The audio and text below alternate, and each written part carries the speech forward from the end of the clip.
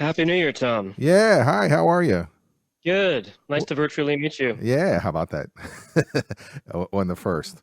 This is what I'd like to do with you. You're a little different than we're going to do the interview, but I'm just going to ask you questions about you because your Sure. your album is fantastic. It's perfect. There's nothing Thank you very much. yeah, so it's more about like for you at this point, you're a personality driven performer. You're Mm. doing jazz, but people want to fall in love with you. So I'm going to ask you questions about your background, and then when we'll break into songs from the for the interview. Sweet. Sounds good. Yeah, so we're not really going to talk about the album. We're just going to talk about you, who you are, and what makes That's you what the tick. album is. Yeah. Yeah, Yeah, exactly. works out well. So let's get into it because we're ready to go. It's All right. Sounds good. Alex Bird. Thank you for joining me today on Something Came from Baltimore. Thank you for having me, Tom. I really appreciate it. The album is called Whiskey Kisses. It came out October 23rd, 2020 on the Independent Records. Is that correct? Yes. Uh, Yeah. Self-released. you're with your team. It's a trio called the Jazz Maverick. Three of the best players, definitely in Toronto, probably in Canada. Mr. Ewan Farncombe on piano, Mr. Scott Hunter on the bass, and Mr. Eric West on the drums. They are three killer musicians. I was curious of how you got to Toronto. What was your childhood like? You were in Romania and your family picked you up and moved you at 6 weeks, huh? Yeah, I was adopted from at 6 weeks old. I got really lucky. My parents here in Canada saw a news segment about all the kids who were piling up in the orphanages after the dictatorship of Ceausescu fell. Um, and so they wanted to do something about it. So my mom went over and she toured the orphanages and she found me. And then I came back to Canada at 6 weeks old. And I got really lucky in the fact that my dad, my adopted father, was a really big jazz fan. Wasn't a musician, but he was like super into the music. He used to go see everybody when he was a kid when they came to town. And so he started taking me to jazz clubs when I was 2 years old. And I grew up going to like these smoky jazz bars at like 11 o'clock at night, seeing Oscar Peterson and Joe Williams and Mel Torme and Diana Krall, and it was pretty crazy. They allow kids 2 years old to go into Canada's jazz bars. They did, yeah. And I remember the clubs when they still had smoking in them. So maybe the secondhand smoke did a number on my voice. That's why it's so smoky. Uh, That's one of my questions. Like, do they still? It's 19, right? There's the age limit for getting in there now. yes, yeah. Usually it is. It depends.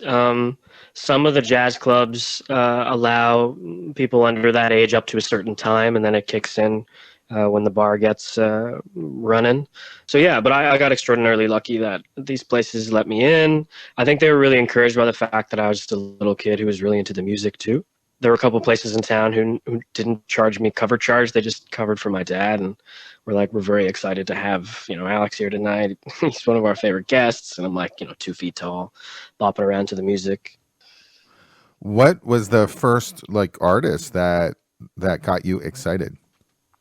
It would have been the first concert I got to see. It was a Canadian act, a big band, really well known, called Rob McConnell and the Boss Brass. It's a band made up of some of the greatest Canadian artists, and they had a lot of different success all over the country, Europe, the States as well. I think they were in the States for a while performing. I was 2 years old, growing up going to see them. I was at the front of the stage, and I was surrounded by these, giant saxophones and massive bass and just these guys playing music and all the different sounds coming together and playing at the same time, and it had a really really profound effect on me. And yeah, that band in particular helped get me sort of learning about rhythm and learning about time and swing. If you ever get a chance to check out Rob McConnell and the Boss Brass, they swing harder than about anybody else in modern times, for sure. So yeah, that was the first band that got me kicked off, and then kind of snowballed from there. For you, did you go to any special school at all? I fell into singing in high school when I really got heavily into the music of Frank Sinatra. Kind of anybody in my field, I guess, he's sort of your first love. And then led me to discovering the music of Bobby Darin and Peggy Lee and Chet Baker. I really love his singing so much, so it snowballed from there. But I taught myself.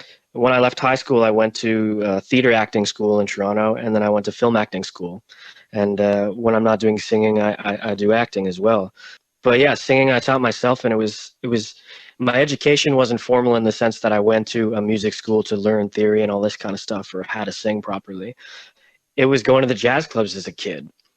Without me knowing it, that was my training ground. That was where I learned my craft, and it all started coming out of me when I decided to sing, and then start writing music. I don't know what I'd do without those informative years I had, and they are what I tell people. That's the school I went to, jazz clubs. Everyone's going to compare you to Frank Sinatra just because he is the legend. There's always this discussion: is he jazz or not? And I don't know why we have that discussion. When you talk about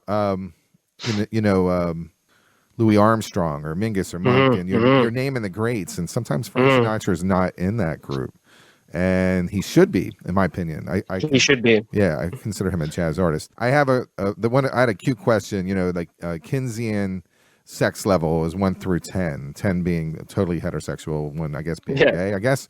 But I was like, where are you on the Keynesian scale of Frank Sinatra? Like, how heavy?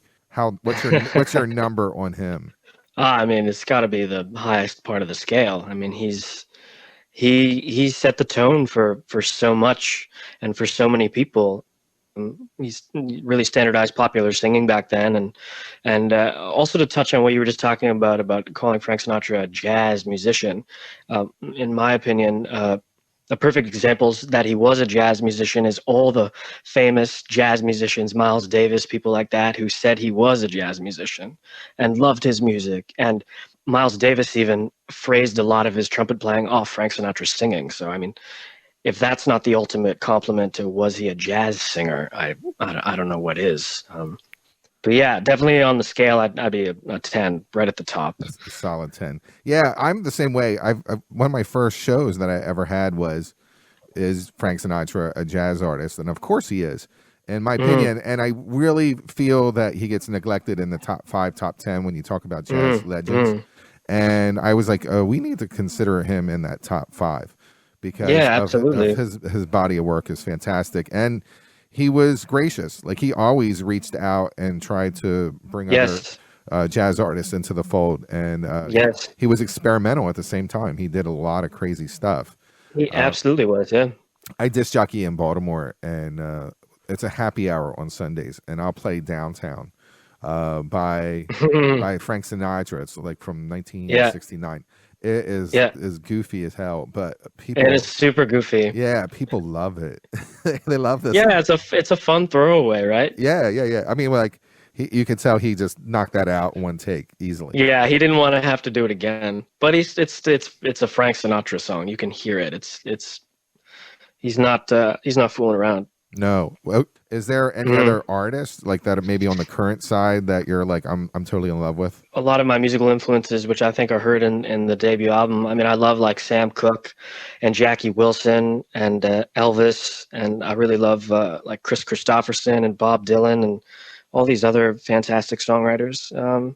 I love Elvis Costello. I think a lot of his early stuff is super, super cool. Speaking in terms of modern people, I've really been on a kick recently with Billie Eilish. I think she's fantastic, and I think her music is so dynamic and interesting, and the fact that she's just doing it alone with her brother is pretty extraordinary too. But yeah, I listen to a little bit of modern stuff, but not too much. My musical tastes are definitely set in the past, but it's not just jazz. It branches to so many different types of music because there's so many different types of good music. I think it's that quote that Duke Ellington said, there's no genre of music, there's just good music. So if something's good, I'm going to listen to it.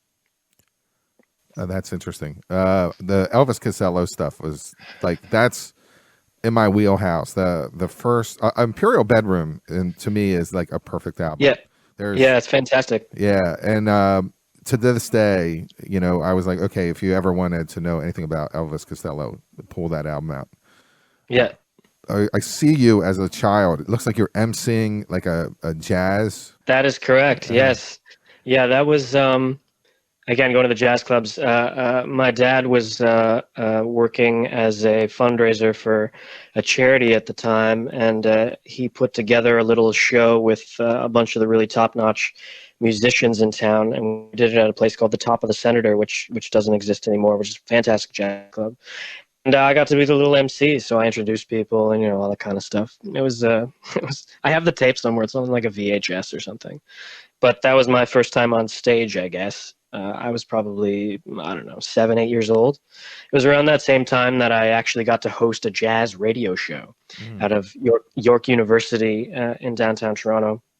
This gentleman named Rob Fogel, who's like a jazz historian and broadcaster. He's a really, really sweet man.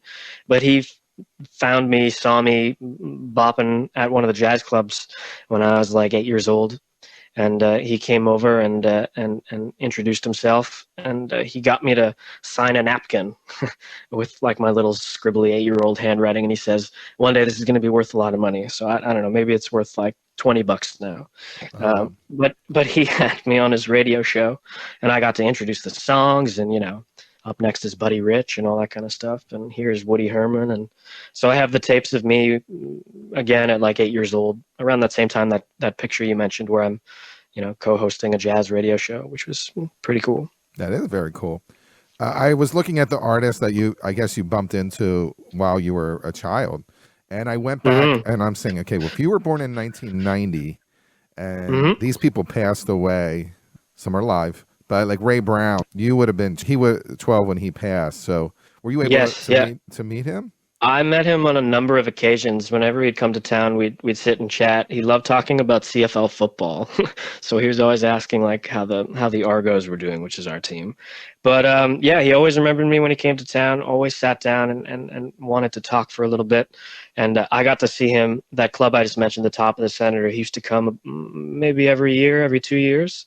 And I was just sitting front row, just getting to see him and his trio. And he was the sweetest, nicest man. When you're, 8, 9, 10, 11, 12, seeing Ray Brown, you think, wow, this is a great musician. And he's really nice. He's a nice man. I'm enjoying myself. But it wasn't until later when I really got into singing and music more than just being at the clubs and sort of soaking it in via osmosis.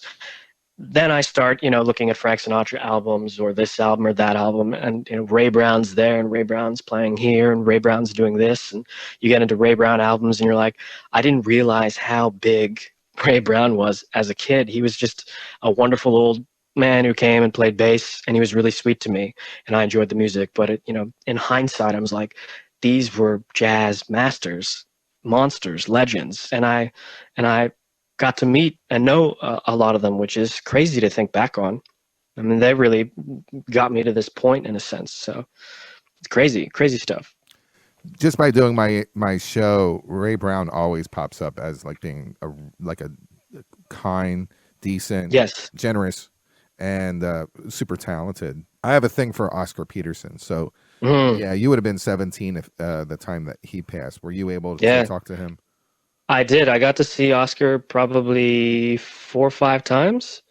And I talked to him on a number of occasions. I got a photo with him, and then the next time, that's essentially what we do is I'd get a photo with the artist, then we'd see them again, and they'd sign it. And through that process, I got to talk to Oscar a little bit. I was playing piano at the time, and he always kept encouraging me to keep up with piano, keep up with piano. And fortunately, I didn't listen to Oscar Peterson, and I didn't keep up with piano, but I still garnered a lot of musical knowledge from him. So yeah, it was, again, there's another monster jazz player who, like Ray Brown, was such a sweet, um, kind soul who was more than happy to talk to a little kid about music and try to encourage them. I think that, yeah, it's really special. Yeah, I think that the whole kid magnet is your win.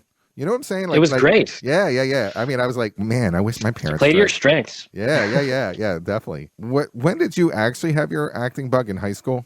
Yeah, I started acting in high school and then in drama class, and then decided that I wanted to really make a go of that. So I went to theater and film school afterwards, and I've had a little bit of minor successes along the way. I got to play young Al Capone on a show on CBC called Frankie Drake Mysteries, which was a lot of fun. And I just had a little feature film debut last year in It Chapter 2. I got to act alongside Bill Hader, which was extraordinary because he's one of my favorite actors, comedians. So along the way, acting comes, and it's really tough to control that business because there's so many people doing it, and it's such a crapshoot, and casting comes down to such arbitrary things. So when acting comes along, and I'm ready for it, but music I can control. And it's been extraordinary to have music, especially during this time of COVID, which has put a stop to everything and has hurt so many different people, not just in the music industry. So to be able to control music still and release the album and have a presence online and still be able to do that, I think is really important. But yeah, acting when it comes, music all the time is essentially my thing. One thing that is great is that you're kind of land in the new Hollywood. You're in the town of Toronto, which it's the Hollywood capital right now. I mean, basically, we have some fantastic, some of the best crews and also facilities. We have Pinewood Studios North, which is the offshoot from the big studio in the UK, and it's a fantastic, amazing place it's creating amazing jobs for people. Amazing shows are being filmed there. And a lot of Toronto also, especially when you go to the West End, it looks really, really old. Some of it looks almost like it would be Brooklyn. So we have a lot of American shows coming up too. So it's encouraging to see that. Did you ever meet up with Dave Foster or Quincy Jones? Because they're your no. Oh man, I wish. Yeah, they're your guys. I wish. Yeah, I know Quincy has an outreach for his label where he's always looking for people. Yeah, we have to put a 2021 juju out there. Yes, please, Mr. Jones, please take a listen to Whiskey Kisses. Yeah, I mean, through the years, it's really weird. Like, I'm a big Quincy. Like, you can tell his production, and it's a big deal. What is your writing style when you come to the band? Like, are you lyrics and you have the band doing the music? So it's a bit interesting because I can't really, I played piano for a bit, so I can read music, but I can't really play, and it's a long drawn out process. But essentially what I do is I do the music and lyrics at the same time in my head. And I craft both at the same time, basically, and then I have like a vocal rough melody track with the lyrics. Then I take it to my songwriting partner, Mr. Ewan Farncombe, who is a magical monster player. I sing it for him. I have like certain intonations, or I'll be like, this is the band does this, or I think this groove would work. And then he starts playing the song like he's played it a million times before. And he fleshes it out. He gives me a couple different chord changes that he thinks might work. And then we take it to the band, and then we basically all work the arrangement on the spot, and then just kind of comes to life that way. But yeah, it's an interesting way of songwriting. I do kind of both at the same time. And I find a lot of the times, you're writing a song, you have a melody, you start singing these lyrics, and the lyrics are almost kind of placeholder lyrics, or you tell yourself that until you come back to it and rewrite them. But for the most part, a lot of the lyrics that I sing for the first time when I'm getting that melody out stick and stay. I guess it's just kind of like a intuition or something. But for me, it really starts, and then the lyrics from there. I'm really inspired by a lot of the old songwriters like Hoagy Carmichael and Johnny Mercer, and one of my favorites outside of jazz is Paul McCartney. I think he is a monster musician and someone who can write a melody like nobody else. So I always try to draw a little bit of that when I'm doing my songwriting. Yeah, I'm a big Beatle fan. Paul, what do you think of did you listen to the new album? I thought it was fantastic. I thought there's a lot of cool stuff on there. Laboratory Lil was really groovy. It reminded me of something that might have been off like Abbey Road. Yeah, the guy's 78, and he just had his first #1 album in sales on the Billboard charts for like the last 30 years or something. So it's really inspiring that you can have somebody like that who's done it all, has it all, just goes and makes music because he wants to. Yeah, it's also his longevity is that you really realize that you're cycled. Where if you're in the Yeah, business, I mean, he's been famous since 1964. That yeah, since he was like 22 or whatever. yeah, Yeah. he's been in and out of fashion, and the last, I don't know, the last 20 years, he's been a bullseye for a lot of love. So you realize that it's a long haul race, and he's an example of someone who keeps on pushing away and keeps on finding an audience, a newer audience. And younger artists want to work with him too. I mean, Kanye West did a collaboration with him, and Taylor Swift. So a lot of the younger artists too. Really, his musicality. I mean, it's hard not to. So it's kind of reminds me a little bit of Tony Bennett and his longevity. And the guy's 94 now, Yep. and up until COVID, he was still performing out there and working with artists and his Lady Gaga stuff, Amy Winehouse when she was still with us. That Katie longevity is Katie Lang. Yeah, that longevity is so hard to find, but it's so inspiring when you see these guys and they're still trying to do new things too, not just the same old thing. And that's something I think you really should try to remember or try to instill in yourself. You don't have to be old to be doing it. You can be, whatever age you are. One last question I have for you is this: COVID's going to break. We're going to go into a brand new year, and what's your game plan to hit the road, and what's that going to look like? I've already written enough material for the second album, so we're getting that ready. My goal is to get back into the studio, hopefully by the end of 2021, and record it and get it ready for release.